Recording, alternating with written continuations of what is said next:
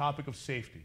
I think it says the NFL goes forward, one of the big concerns, and I'm going to start with you from a player perspective, union perspective. When you were part of the NFLPA as the president on that side, had such a voice with the players, now on the league side, tell me where we're going in terms of player safety for the next decade, because one of the fans' connections are, I want to see my star player out there every week. I want our guy to hit him hard, but I don't want to lose the best names in the league.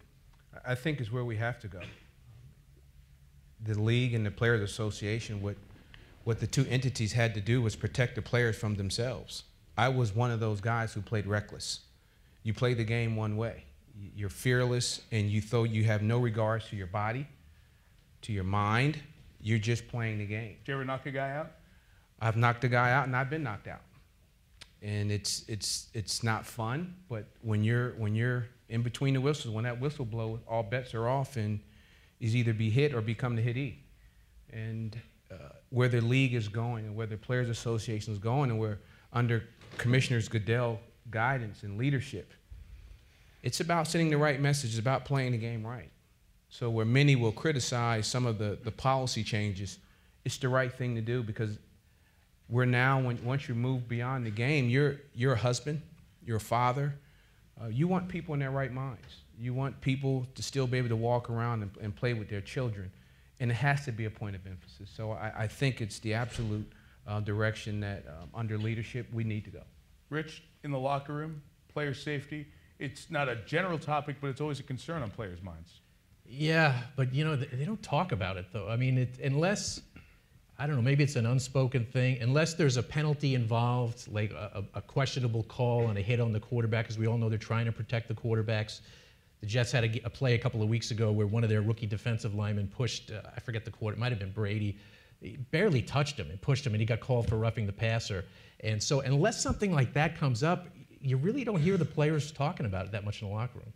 Do you think it's a concern long-term for the players? One of the things I've always noticed is watching old players, when we go to, or former players, when we go to the Hall of Fame in Canton for that weekend, and the players are kind of comparing their plastic hip to their ceramic knee, and all of these things, and you just realize when you watch these guys just walk through a hotel lobby in their late 40s, in their 50s, just the physical toll that it's the most popular game, but it's also the most damaging personal game.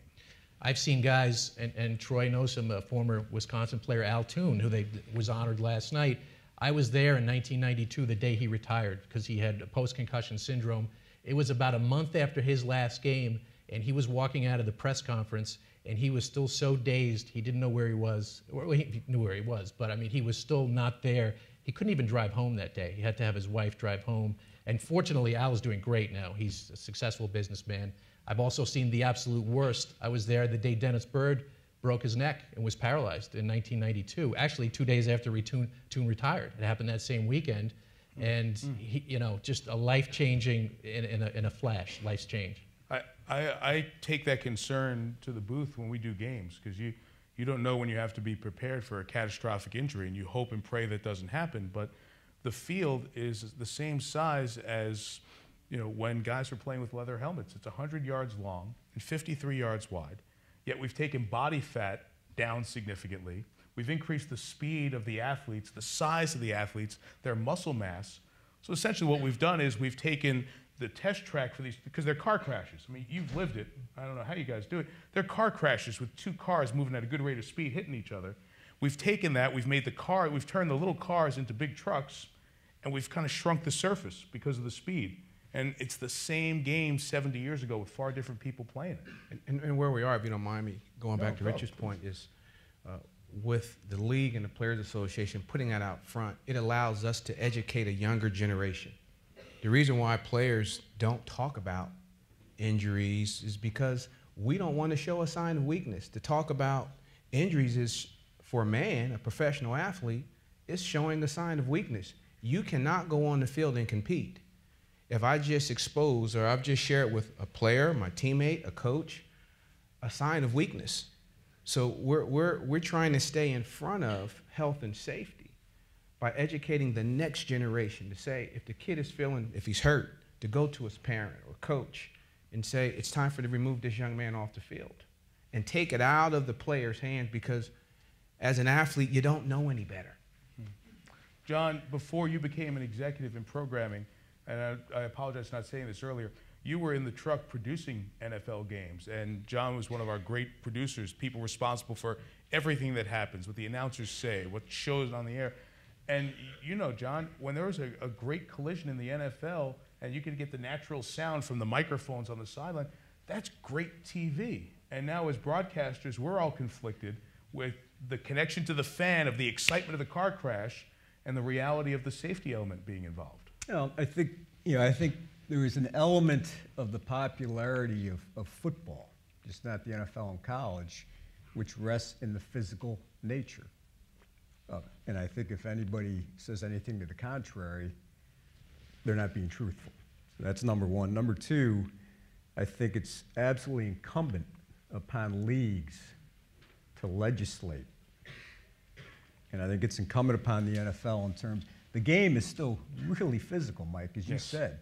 And when I'm down there on a Monday night, on the sidelines during the game, and when you see the speed of these guys in the collisions, I mean, it is still a very violent physical game. But you have to protect those players, Troy, who are defenseless. The receiver going across the middle, the quarterback, et cetera, that type of thing. And the league has to do it. And, I spent my Sunday afternoon dealing with another league. And it was Las Vegas. It was a 1.5 mile track, 225 miles an hour, 34 drivers. They'd never had that many drivers on a track that short at that speed. And before the race, the drivers expressed concern. And then we saw what unfolded. Yeah. It's incumbent upon the league to legislate. Yeah. Does the